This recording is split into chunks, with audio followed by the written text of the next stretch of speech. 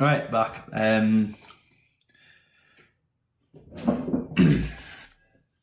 Yeah, so yeah, I'm gonna put another poll across to you all in the chat.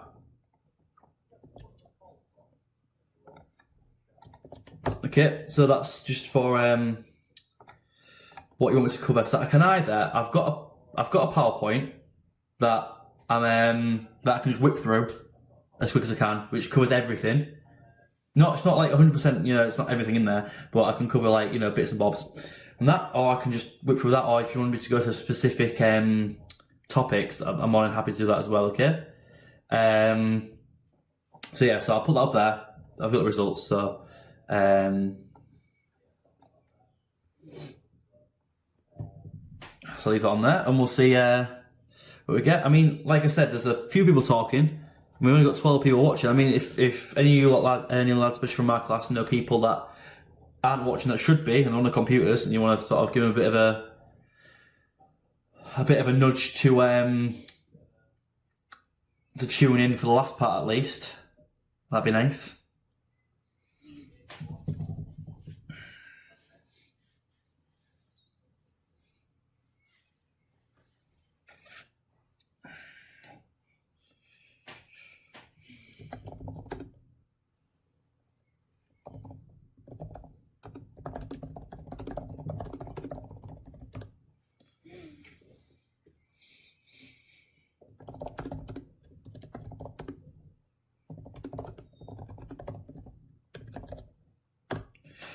Right, there's a big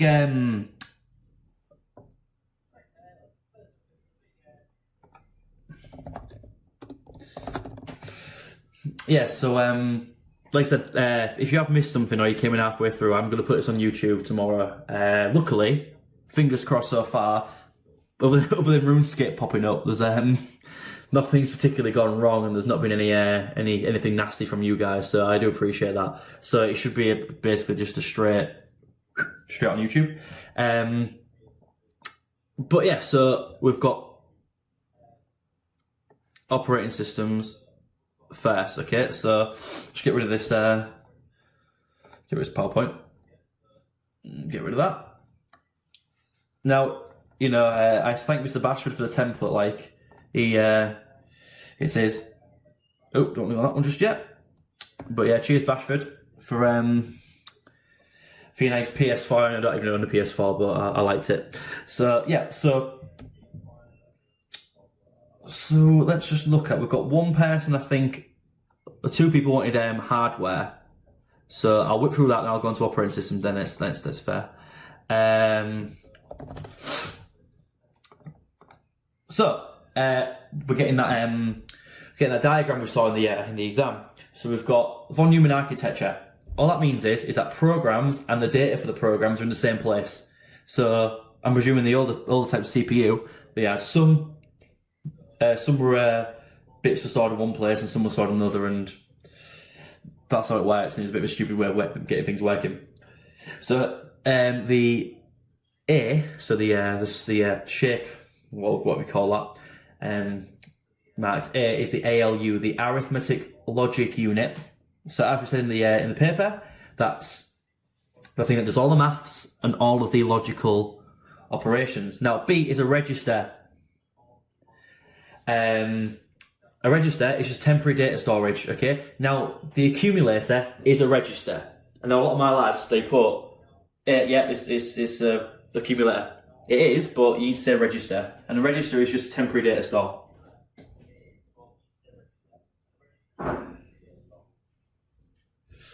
Go in, a cup of tea is gone cold. And then you've got the control unit, which is the manager, and it's the order of instructions, the flow of instructions, okay? So, so pretty easy. That one. I think we've done that many times, it should be a double.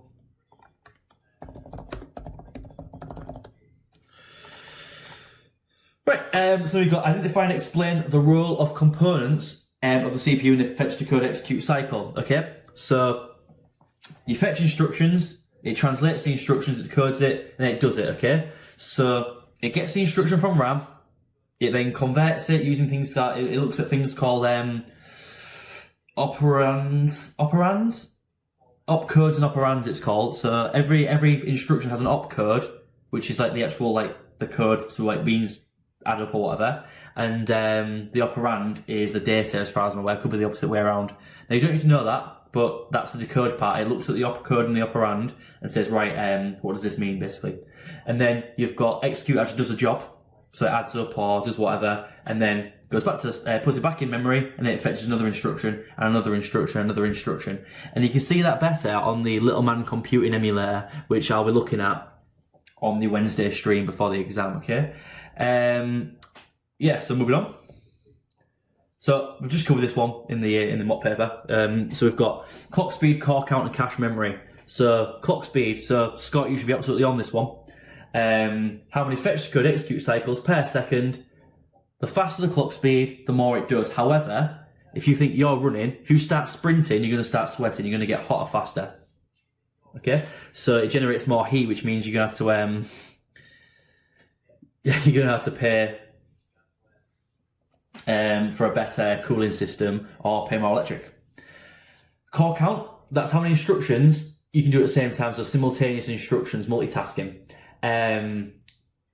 But as I said before, if one process is waiting upon another one, it might be just as slow as a single core or a dual core processor.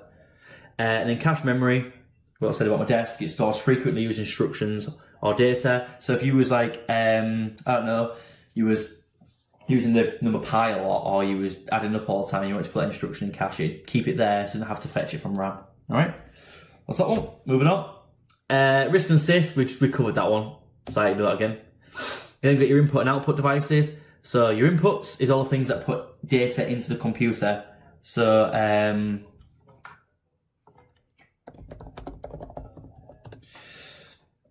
so you've got graphics tablets, mice, microphones, keyboards, and then you've got your output devices, which is like your speakers, your monitors, your projectors, printers, things like that. So the output devices usually give you the information after it's been processed. So you've got input devices is your the raw data going in. It then processes it, and you receive the processed information.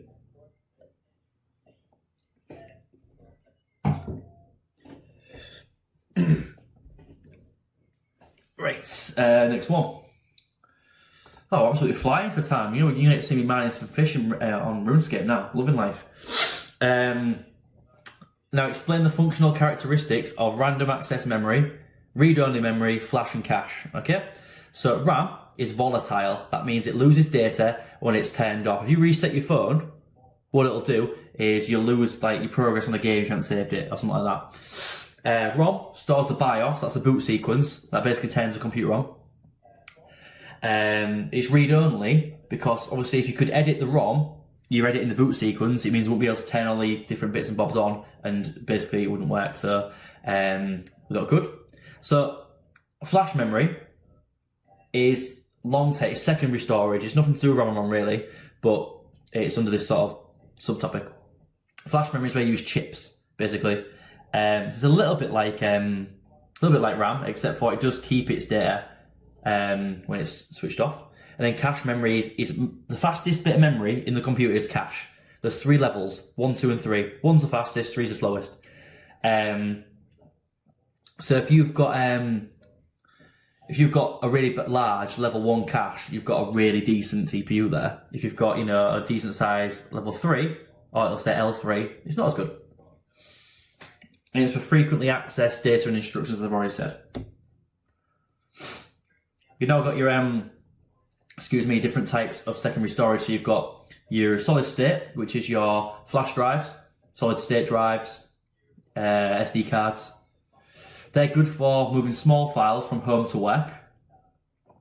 I mean, the capacity on that one, yeah, you can get a lot higher than 64 gig now, but there you go.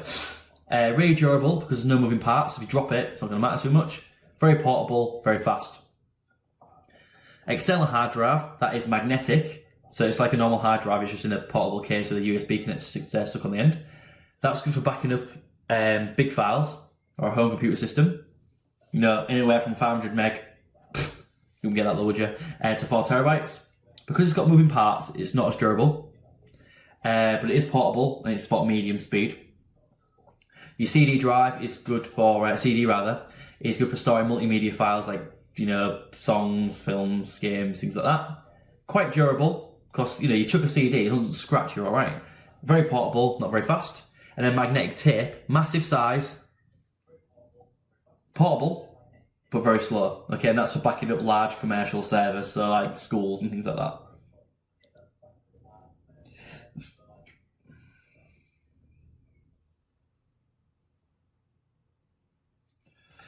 Okay, storage requirements. I mean, this is getting sort of steering away from hardware a bit now, but you just need to remember that your smallest thing is a bit, then nibble, then a byte, then a kilobyte, megabyte, gigabyte, terabyte, and so on. Now, there's 4 bits in a nibble, there's 8 bits in a byte, and the rest is times by 1,000.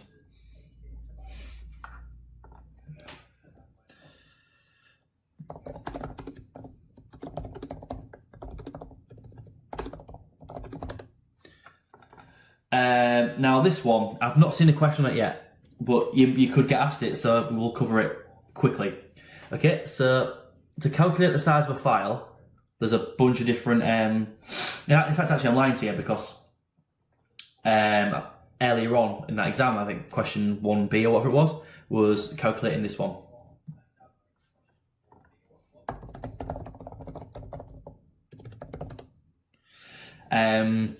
Sorry, I was replying to the chat there. So the size of text file is really easy. It's 1 byte per character plus 10%. So if you've got 1,000 characters, so 1,000 letters, including space and stuff, in a text file, you take it and times by 1.1, and times by 1,000. Sorry, not times by 1,000, sorry. Divide it by 1,000 to get it in kilobytes.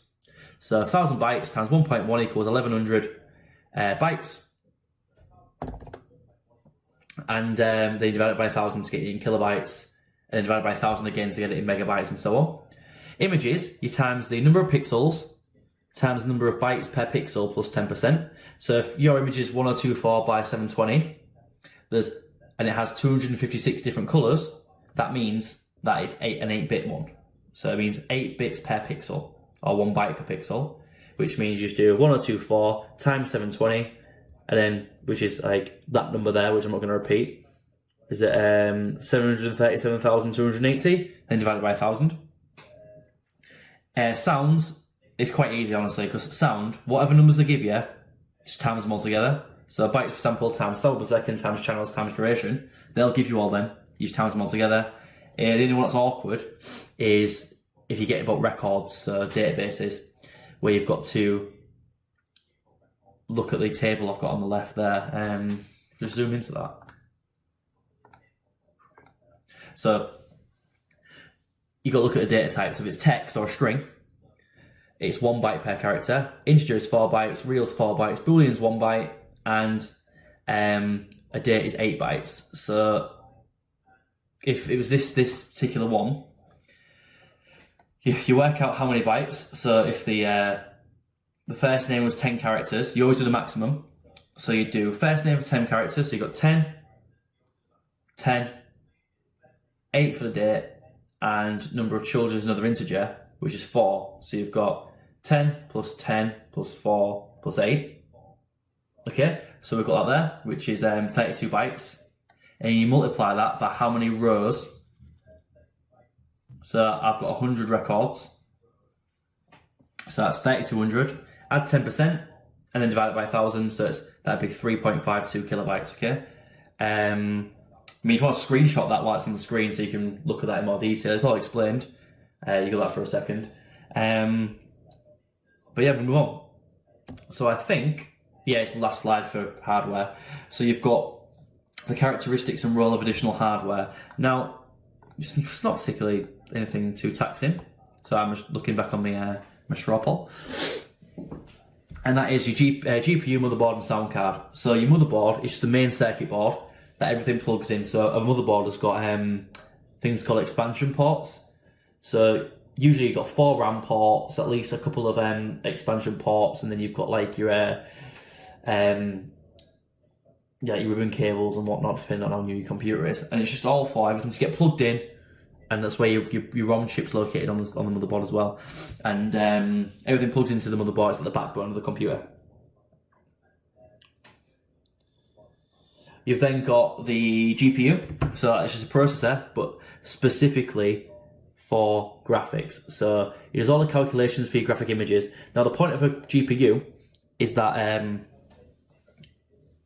your CPU doesn't have to do it. So like my Surface that I keep going on about it's only got i5 in it, and that's got integrated graphics. That means that the CPU does the graphic work. Now I can run basic games like I can run RuneScape, I can run like Medieval, I can run Rome 2, but on like pretty poor graphic settings. Now when I'm running games, like my CPU is like because I can feel it on the back of my tablet. It's like a tablet 2-in-1. I can feel how hot it gets because it's doing all this graphics work and it's doing all the actual maths and things as normal as well. So it just takes a strain. So it takes a strain off your CPU. And you've got a sound card, which is it's a little card that fits in. It allows you to basically output sound. So most computers got it built in. My server, for example, that I logged into where my website's hosted, that doesn't have a sound card because there's no need for it. It's a media server, but it's not plugged into my TV or anything. I stream from it, so it needs to process graphics. It just needs to download stuff and just needs to process things basically.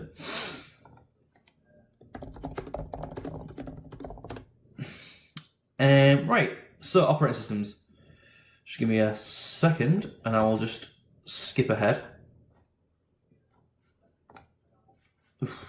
Don't keep clicking on the wrong thing. There we go. Right, I'll just take a little look. So operating systems, give me a second.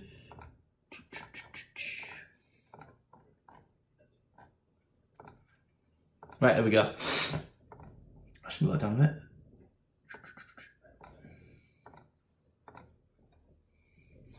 Okay, so operating systems.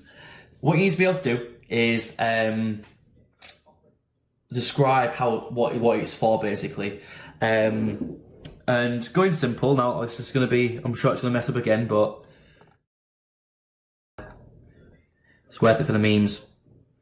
Right, let's just... So think about like how you use your computer and whatnot. There's your user, okay? So that's the user. That's me and you. Notice there's no hair because I'm going bald. Then you've got a first layer. Now that is the software you're using. So, me using this drawing software, you using your browser, whatever. You've then got the next layer. Now that is the operating system.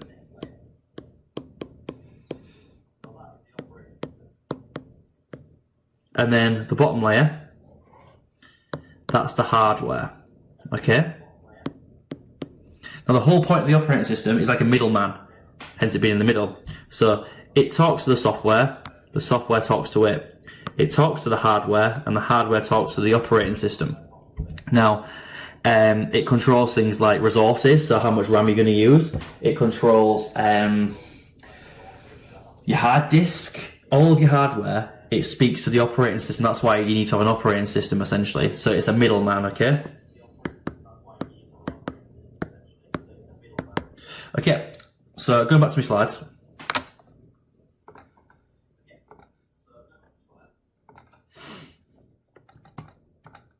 See, I'm getting better, aren't we, switching? I'm getting better.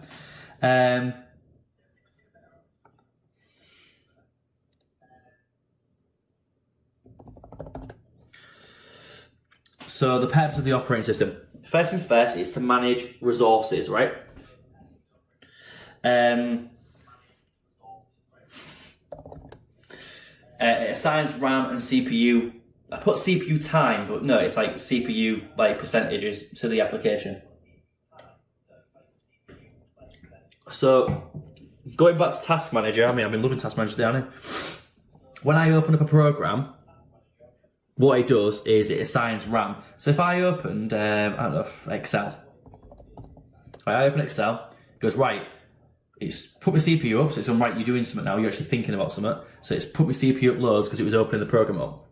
Now you see it's assigned 0.1% of my CPU, or 0.6 now, and 37 megabytes of RAM. Now if I actually open a blank workbook, now I'm actually currently, you can't see, but I'm currently actually typing random things. You see it's giving me a similar amount of RAM. It's going up slightly as I'm typing more words, but it's giving me more CPU, okay? That's because Excel is talking to the operating system and saying, right, I need more CPU usage. It's working now. I need more RAM, okay?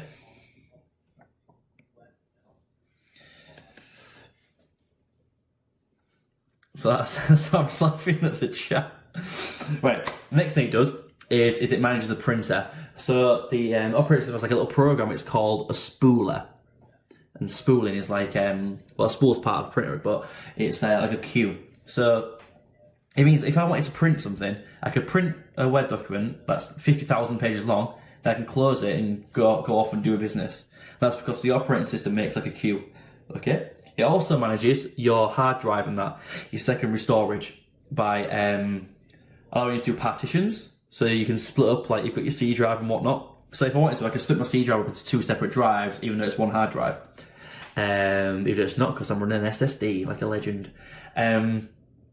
You've then got your your file structures, so it makes all your user accounts. So you've got your folders for me, my folders for my girlfriend, folders for if I had kids or whatever. You can have your hierarchy, and then allows you to save and retrieve your data. So it actually talks to the hard drive and says, right, save this there, save that there. And then your next part is the creating accounts and managing passwords. So it manages security because you can create user accounts, you can put passwords on. Now, with Windows 10, like I can set encryption, so it encrypts stuff. But yeah, so that's the purpose of the operating system. So it's to manage resources, manage the printer, create drives and secondary storage, manage security by creating user accounts and passwords. Now you've got your different types of interfaces with an operating system.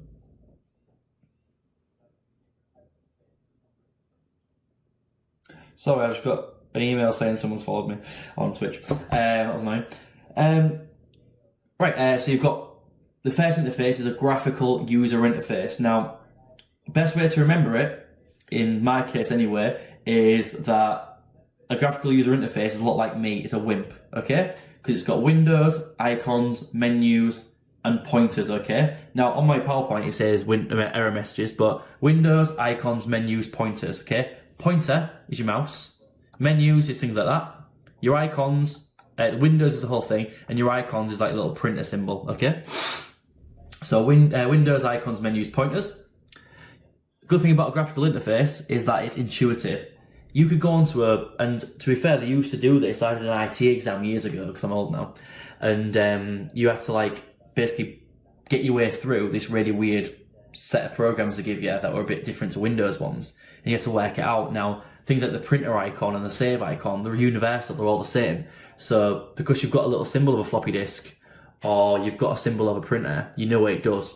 You know that red usually means close, green usually means open, so you can relay that on a Mac rather. It's a lot more intuitive, makes it easier to use. However, a lot of the more advanced features usually you can't do. You can't go into control panel and start messing and do a DNS flush, for example, but you can do that in the command line. And your old interfaces on older PCs would use a command line interface.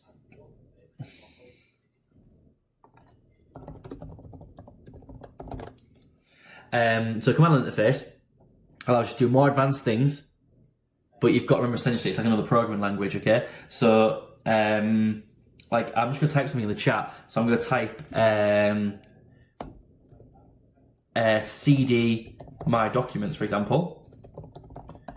What that would do in Windows, and I think it's also the same in Linux as well, is that would change directory to my documents. The same as you double click in my documents, CD my documents would move you to that folder. Now, I know a few of them because a few years ago, the coursework for a different exam board for computer science, you had to know how Linux works, so I learned a bit of that from that. But if you told me, like, I had to, if you told me that I had to, use a command line interface from now on, I'd very much struggle. It'd be really hard to do.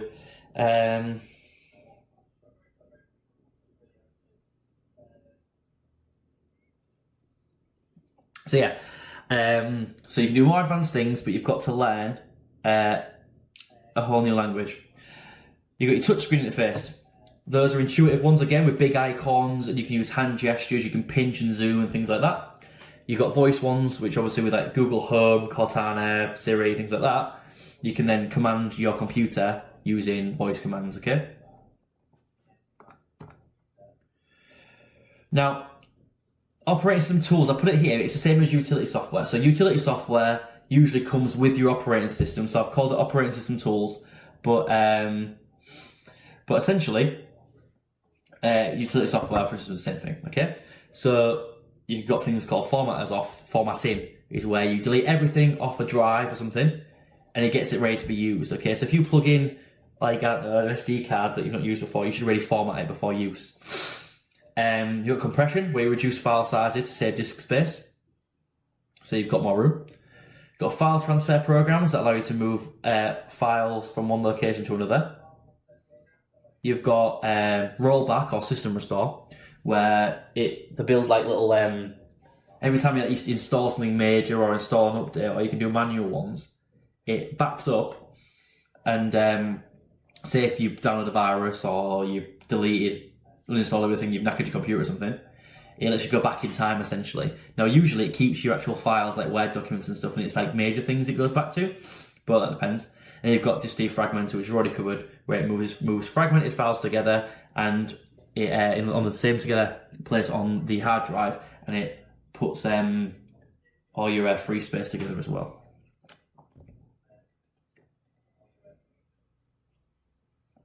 You get your antivirus, which scans your downloads or your hard disk or whatnot, looking for threats and gets rid of them. And your firewall, it's like, you know, Donald Trump's wall. You know, he's obviously horrible, and he wants people not to be able to get into America. Same with the firewall. You can make it so either no one can get out or no one can get in. You do that by opening and closing ports. So you might say, I'm going to open up so only email packets can get in and out, or only HTTP packets can get in and out, so you can only go on websites and things like that, okay? Now, an IDE, now it depends what you've learned to program in for this one. Now, if you've used idle for Python like we have, it's a bit of a disadvantage really, because it's not a very good IDE. But an IDE is a piece of software to create programs like Python, Scratch, Visual Studio, things like that. Now, they have certain features or components that allow you to program. If it asks you, name 3 tools that an IDE has, go easy. They have to have a text editor or a place you can program. So text editor, so you can write the actual code. A debugger helps you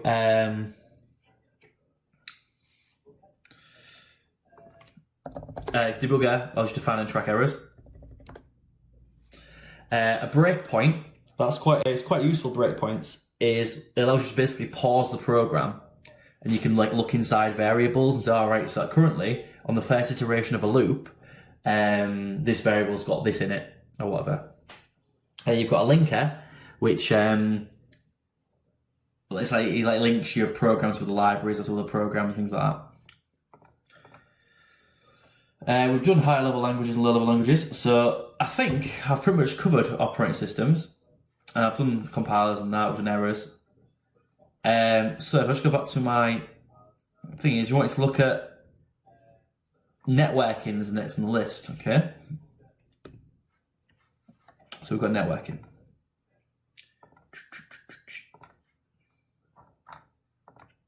Now networking is the biggest of the units, okay? A lot to talk about, so it's probably going to go for a while, this one. But big unit.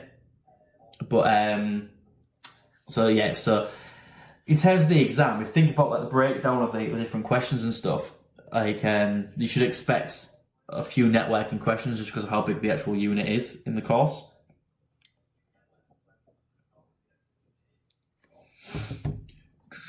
So you need to be able to explain what LAN and WAN is, explain the difference between wired and wireless, and describe your topologies, and you need to be able to describe your DNS packet switching and your protocols. So the whole point of a network is it's two or more computers connected together to do something, to share files, to share resources, to share printers. It's two computers or more connected to serve a purpose, okay? So good things you can do: share hardware, share software, share files, share hardware, backing up, installation of software. You can monitor stuff, access data from any computer. Like at school, for example, earlier on I logged into my school account to get my PowerPoint. Really easy, and that helps because we're on a network. Similarly as well, on the network when I'm at work, I can go to any room or any school in our academy trust, and I can log on anywhere and I can get on my files. However, usually you've got to pay somebody to look after the network. This is really small. You've got security problems. Someone might send a file, might spread a virus. If a hacker can gain access, you might get access to data more easily. And then it's essentially a lot of money. My server in my house wasn't very expensive, but my house isn't really networked properly. If I wanted to network, I had to buy a switch and all sorts, and it'd cost a lot more money.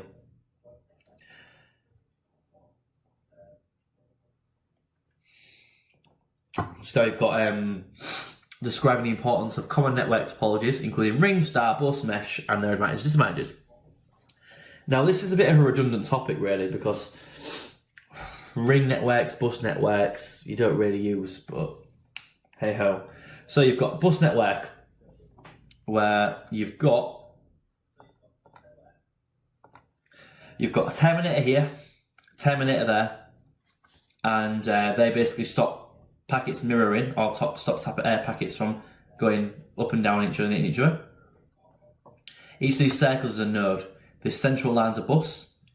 Good thing about the bus network is it's quite cheap, it's easy to add more nodes, but that does impact the speed. The more nodes you add, the slower it gets.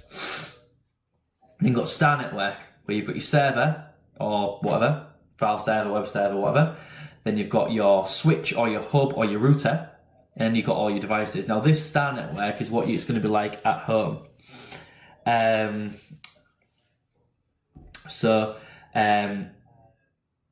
home you've got your router, or probably got a Wi-Fi router, and then your phones, tablets, laptops, they all connect to that router in one way or another. If your router went down, or got broken or something, then unfortunately your network could go down, you have no internet connection. However, it's really easy to add more devices. It's more secure because like a lot of your routers have like firewalls built in and stuff, things like that. And then you've got ring.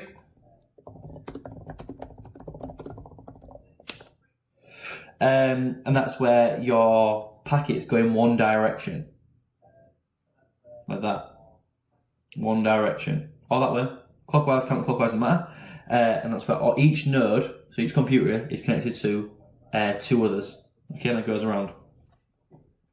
Bad thing about a ring network is that it's really easy to spread viruses. If a computer goes down, the whole network goes down. But the easy part is it's easy to set up and it's cheap.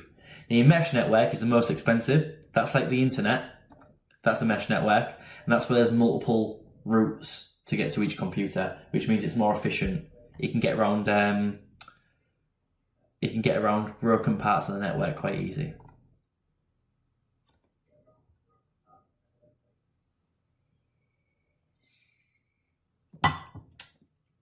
Now, to connect a computer system, you need a network interface card, a NIC, and an IC. Okay, most computers aren't built in. You can buy an extra one. Say if you wanted to make your desktop become a wireless, have a Wi-Fi adapter. So in my old house, I was in the corner of my house and my router was in the bottom corner, so opposite sides, and I couldn't put a wire through, so I got myself a wireless network card, which meant I could connect to Wi-Fi. But going back to where you need to know the difference between a wired and wireless connection, a wired connection is much faster and has a lot less interference, but obviously you've got to pay for the wires. And then a wireless connection, Wi-Fi, gets affected by things like walls and things like that. Okay, interference, that's called. So yeah, so a network interface card is a way to connect to a network either through a wire or through Wi-Fi. Okay. Now we've got some what do you call it here? Some protocols. So you've got the TCP/IP. So that's two protocols that allow communication between computer systems. The internet protocol IP is like how packets are sort of designed and how your addresses work. And TCP is a protocol that allows packets to be sent and received. So if you think about your IP, it's like your house address, and then your MAC addresses are like individual people. So say if you think like a block of flats, the IP would be the same. If you think about it in a sort of address way, you're still going to go to, Falcon Mews or whatever it's called. But then, room A, room B, room C, that would be the MAC addresses. So you go to the IP address, and the MAC address is like the individual devices, and your MAC addresses can't change.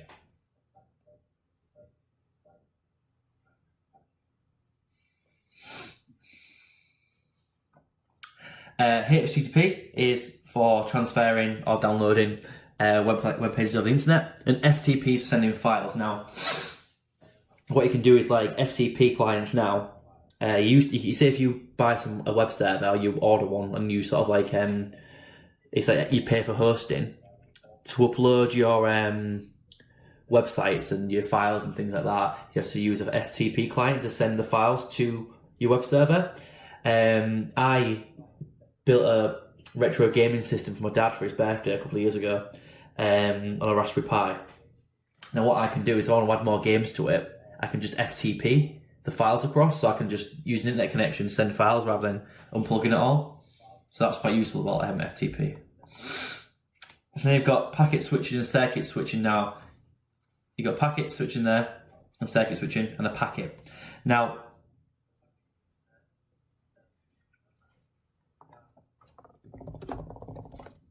so the packet switch, it contains a source address, so where it came from and where it's going.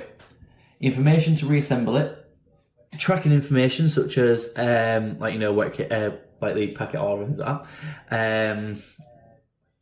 A checksum, which is like a little, it's better to describe. It's like a little thing that stops from breaking or corrupting, and the data itself. You've then got packet switching, which is the idea of sending packets down multiple routes. So it's like, right, if I was trying to drive from Hull, where I live, to London, there's loads of different motorways I can go down. There's loads of different A roads and all sorts. Now the idea is you send one person one way, and then if that started getting a bit busy, say there was a blockage on the M1, you then send another one the other way, and the other way, another way, which means everyone's going to get there at different times, which is why it's a little bit slower, because you've got to reassemble at the other end.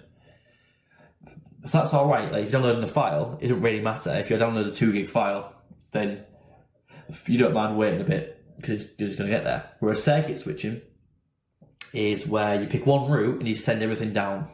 A little bit like a telephone. So if you ring up somebody, nobody else can ring you. That sort of line gets hogged up. So that's good for things like real-time connections. Now, I think what they're trying to do is they're trying to improve packet switching so that it's a little bit better for... So it's to improve, so it's better than circuit switching because it's more efficient. A router is in charge of routing, which is selecting those paths in packet switching. You've got your TCP/IP 5-layer model in your revision guides for me anyway. It will be 4 layers. You've got your physical layer, data link layer, network layer, transport layer, and application layer. So the application is simple terms, obviously. I've got a spelling mistake on there, so that's good. So you've got the program what wants the connection is like the application, so it's like Outlook, the mail client. The transport layer creates the byte stream, make sure everything's all alright, basically. Your network layer creates, apparently, but it creates the packets and manages how the routing's going to work. So the network layer can be sometimes referred to as the IP layer, because as I said before, the internet protocol is in charge of managing the packets. So it creates the packets and manages the routing, which means where it's going to go. The data link layer prepares the packets, gets them all ready for the physical layer, and then the physical layer is in charge of the actual transmission, how it sends the data. Next, you've got DNS, Domain Name System. Now, what that is a big database that matches domains to IP addresses. So an IP address is basically a location of something on a network. Now, if you think about, go back to my website, reachjewelry.co.uk, my domain is reachjewelry.co.uk. I could have had restorer.com, .net, .org. That's just a friendly name because it's a lot better me saying, right, go on restorer.co.uk than saying, oh yeah, now everyone, we just type in 192.1 and type in your massive IP address, okay?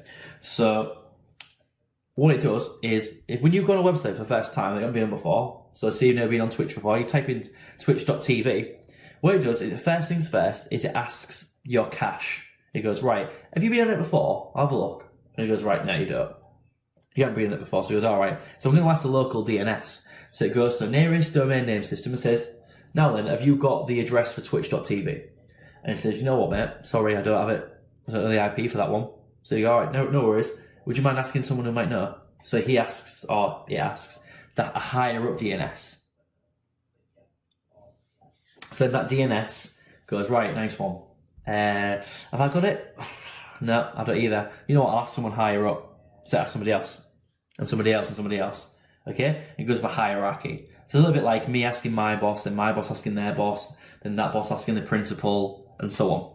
Then once one of the DNSs has found this IP, it then passes the IP address linked to the domain down all of those DNSs it asked until it gets back to your computer, where it then types in the, well, you don't notice this, but then it puts in the IP address and loads up the website.